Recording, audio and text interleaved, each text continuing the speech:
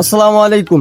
আমাদের ছাদের উপর কিছু গাছগাছালি আছে, তো দেখবো আমাদের গাছগাছালির কি অবস্থা। এবং ফুল গাছ আছে এদিকে, তারপরে কদু গাছ, তারপরে ড্রাগন ফল গাছ আছে একটা, দেখবো ড্রাগন কি অবস্থা এখন।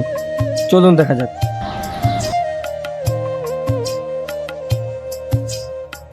এই যে আমাদের ড্রাগন গাছ, এই যে এটাই হচ্ছে মূলত ড্রাগন ফল।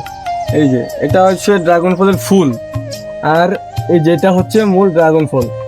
এদিকে অনেক পিঁপড়া দেখা যাচ্ছে, গাছটা নষ্ট হয়ে যাচ্ছে অবশ্য, কয়েকদিন আসা যাওয়া নাই, এই জন্য থেকে একটু যা করলে যত্ন নিলে ড্রাগন ফলটা অনেক সুন্দর হবে আশা করা যায়। তো আর এই যে আমাদের এদিকে হচ্ছে ফুল গাছ, আজকে অনেক রোদ হয়েছে, আর এই অ্যালোভেরা গাছটা একটু রোদের কারণে একটু শুকায় গেছে। তো কিন্তু গাছ সবগুলো দেখতেছেন মোটামুটি আলহামদুলিল্লাহ অনেক সুন্দরই আছে। দেখতেছেন ফুলগুলো কত সুন্দর ফুটছে, অনেক সুন্দর, নাইস, বিউটিফুল। এগুলো কি ফুল একটু কমেন্টে বললেন। আর গাইস, এগুলো কি ফুল একটু কমেন্টে আমাদের বইলা দিয়েন, যে আমার আসলেই নামটা জানা নাই অবশ্য।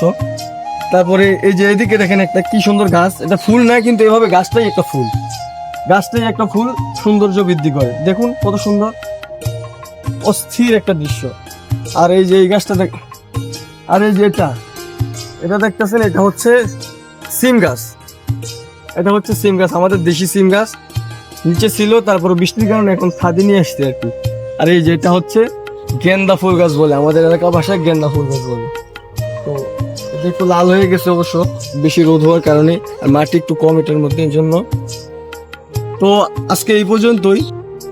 তো আমি চাচ্ছি যে এখানে এই ছাদের উপর পলিথিন সিস্টেম করে, তারপরে এখানে বড় বড় ড্রাম, তারপরে মাটি সিস্টেম করে রাইখা, এদিকে যেগুলা খাইলে পুষ্টি হয় এরকম কিছু ফল ফলাদি গাছ আমি রাখতে চাচ্ছি ছাদের উপর। তো আমার কাছে এখন কোনো অপশন পাইতেছি না, যে কোনো ধারণা একটু কম আমার, যেহেতু আমি আগে এরকম কোনো করি নাই। তো আমার একটু ধারণার দরকার, যেহেতু আমার নতুন, আমাকে একটু সবাই কমেন্টে জানাবেন কীভাবে করলে ভালো হয়।